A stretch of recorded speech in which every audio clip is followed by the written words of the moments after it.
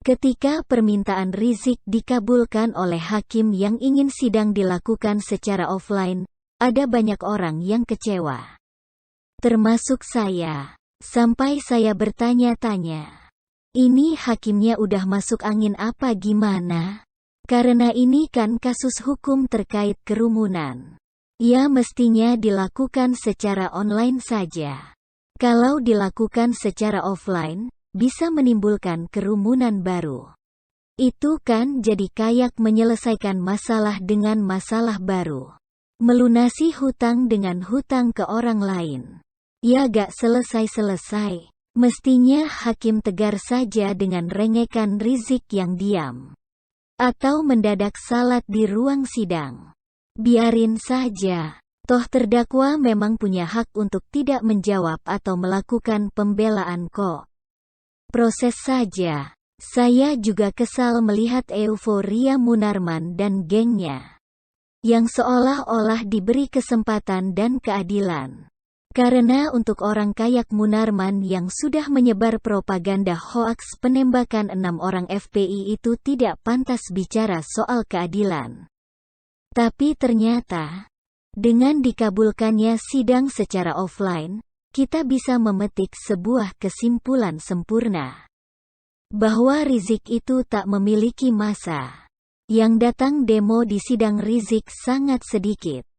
Hanya beberapa ekor saja. Ini menunjukkan betapa kekuatan uang atau logistik untuk memobilisasi massa, itu sangat penting peranannya. Tanpa uang, tanpa subsidi ongkos, tanpa bus gratis. Gak ada massa yang mau datang bela Rizik. Padahal Rizik ini kan katanya imam besar, ulama dan seterusnya.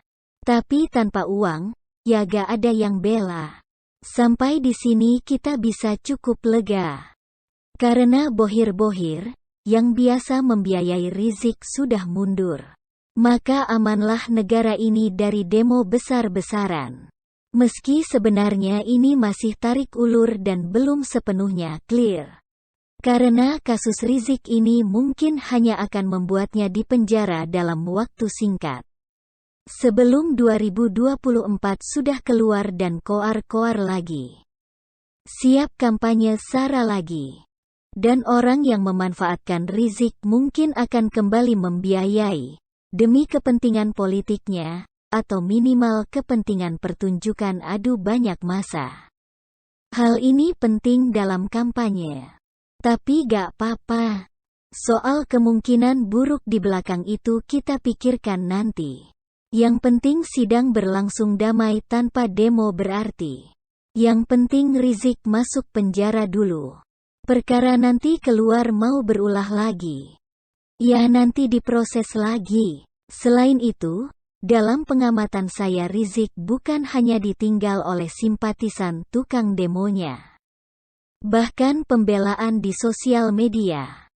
Baik komentar atau tulisan opini para pendukungnya jelas terasa tidak signifikan.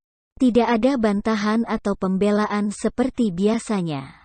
Lagi-lagi ini membuktikan bahwa kekuatan mobilisasi buzzer tanpa subsidi pulsa atau logistik jadi tidak terasa apa-apa. Jadi Rizik bukan sekedar ditinggal para pendemonya, tapi juga cyber army-nya. Sehingga omong kosong kalau mereka selama ini mengaku berjihad atau membela ulama dan sebagainya. Bagi saya ini cukup mengejutkan. Karena ternyata Rizik sangat lemah sekali. Sangat bergantung pada logistik. Bandingkan dengan kasus Ahok dulu. Meskipun yang datang demo juga tidak seberapa, tapi pembelaan di sosial media sangat agresif. Banyak orang bersuara secara sukarela. Dan itu yang tidak dimiliki oleh Rizik saat ini. Pemerintah dan aparat kepolisian mestinya bisa memantau hal ini. Sehingga ke depan dapat melakukan tindakan yang lebih efektif dan efisien. Pengerahan massa mestinya dilawan dengan pemotongan dana bohir. Baik dilakukan dengan cara perampasan atau perampokan di tengah jalan. Atau menangkap bohir-bohirnya agar tidak bisa menyalurkan dana. Karena sekarang terbukti, tanpa logistik dan kekuatan uang, Rizik kayak kerupuk kesiram air. Ditinggal sendiri tanpa pembelaan. Bahkan untuk banner aksi bela ulama pun sudah tidak ada lagi. Lihatlah bagaimana luar biasanya kekuatan logistik dalam menciptakan aksi demo.